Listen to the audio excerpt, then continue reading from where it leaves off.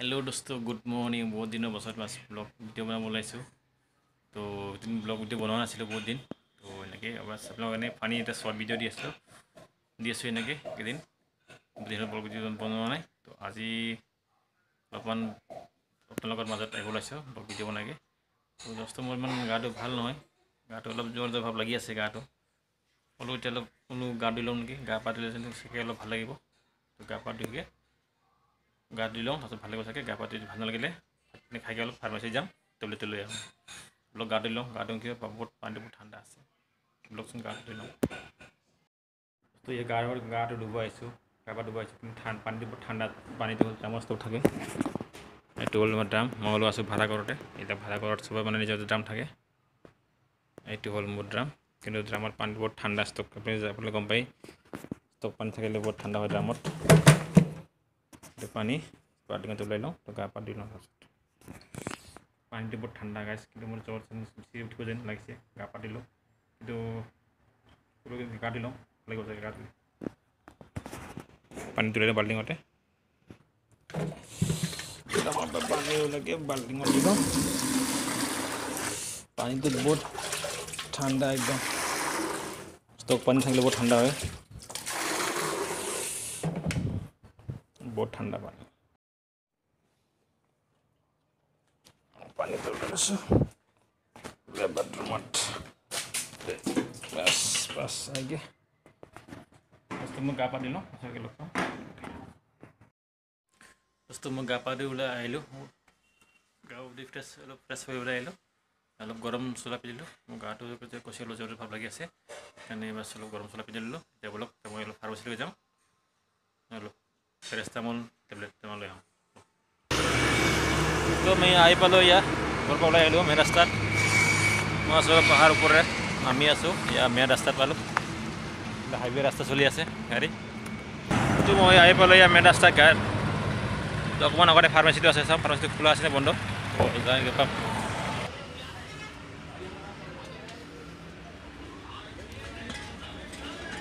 দাদা, তো মই আহি পালোঁ ফাৰ্মাচীত। তো টেবলেট লৈ লওঁ, জ্বৰ টেবলেটটো লৈ লৈছে ফাৰ্মাচী, কিন্তু ডক্টৰটো নাই। তো পেৰাষ্টামল দুটা লৈ ল'লোঁ, তেওঁ খাইছোঁ কেনে লাগে। এতিয়া মই দিল্লী বজাৰ যাব ওলাইছোঁ। দিল্লী বজাৰত মই মানে জোতা চিলাব দিছিলোঁ, কামত পিন্ধি যোৱা জোতাটো। তো এতিয়া চিলাব দিছিলোঁ, 2-3 দিন হৈ গ'ল ল'ব যোৱা নাই। তো এতিয়া ল'ব যাব ওলাইছোঁ বলক। তো জোতাটো চিলাব লৈ আহোঁ, আৰু বজাৰটো অলপমান শাক চব্জি লৈ আহোঁ। বজাৰৰ পৰা চব্জি নাই, জলকীয়া বনাই লৈ আহোঁ বজাৰৰ পৰা। তো বলক বজাৰৰ পৰা কৰি আহোঁ।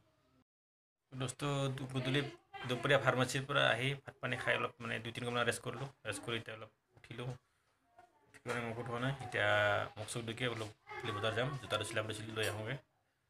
3-4 মাহৰ জোতা চিলাব দিয়া, নিজৰ জোতাটো লৈ আহোঁ।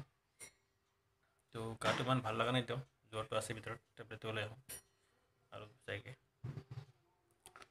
তো বলক বজাৰৰ পৰা আহোঁগৈ। তো দোস্ত মই আহি পালোঁ বজাৰত। এইটো হ'ল আমাৰ দিল্লী বজাৰ। আগত মই জোতা চিলাব দিছোঁ, অলপ আগত জোতা দোকান চাই লওঁ। এইখিনি আমাৰ দিল্লী বজাৰটো। জোতা চিলাব দিছিলোঁ, জোতা বোলে হৈ গৈছে, এতিয়া আৰু চিলাব দিছিলোঁ। কিছু কথা লগা নাই।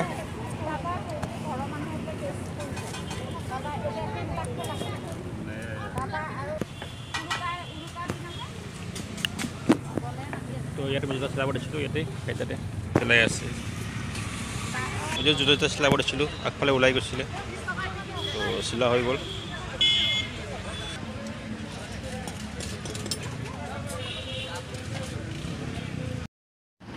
বজাৰৰ পৰা আহি আছোঁ, দুযোৰ জোতা চিলাব দিছোঁ। এইফালে দুযোৰ জোতা, এইফালে চব্জি বিন আৰু জলকীয়া লৈ লওঁ অলপ। বজাৰৰ পৰা গৈ আছোঁ। গধূলিত চাহ খাব ওলাইছোঁ, আৰু এইফালে বিহুৰ পিঠা আছে কেইটামান, চাহ গধূলিৰ। তো চাহ খাব ওলাইছোঁ গধূলিৰ পিঠাৰ লগতে। মিঠা বেছি হৈছে পিঠা,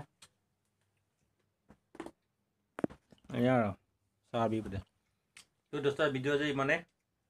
তো যদি ভাল লাগে এটা লাইক দি দিব আৰু কমেণ্ট কৰি দিব, আৰু যদি নতুন ভিডিঅ' চাই আছে ছাবস্ক্ৰাইব কৰি যাব। Bye bye.